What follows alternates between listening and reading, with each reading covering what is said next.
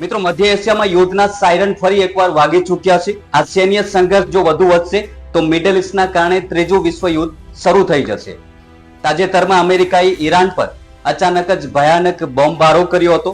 આ હુમલાના જવાબમાં ઈરાનની રેવોલ્યુશન આર્મીએ અમેરિકાના 4 ઓવરસીઝ સૈન્ય મથકોને સંપૂર્ણ તબાહ કરી દીધા છે.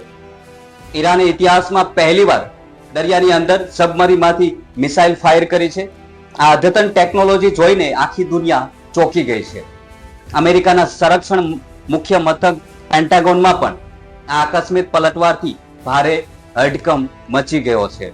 અમેરિકાના રાષ્ટ્રપતિ ડોનાલ્ડ ટ્રમ્પે તાત્કાલિક પ્રેસ કોન્ફરન્સ યોજીને સત્તાવાર નિવેદન આપ્યું છે. તેમણે સ્વીકાર્યું છે કે ઈરાને અમેરિકાના સૌથી એડવાન્સ અપાચે હેલિકોપ્ટરને હવામાં જ તોડી પાડ્યું છે. ટ્રમ્પે સ્પષ્ટ કર્યું છે કે અમેરિકાના લશ્કરી કાર્યવાહીને અહીં રોકવાનું નથી.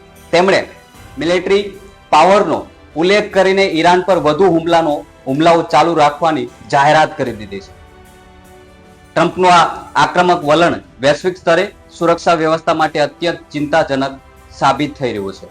નમસ્કાર મિત્રો, હું છું દિનેશ ઝાલા અને વિડીયોમાં આગળ વધતા પહેલા હજુ સુધી તમે અમારી ચેનલને સબસ્ક્રાઇબ નથી કરી તો તુરંત કરી લેજો, કારણ કે આ ચેનલ પર ભારતીય રાજનીતિ અને આંતરરાષ્ટ્રીય રાજનીતિ સાથે જોડાયેલી મહત્વપૂર્ણ અને સાચી માહિતી પ્રોવાઈડ કરવામાં આવે છે.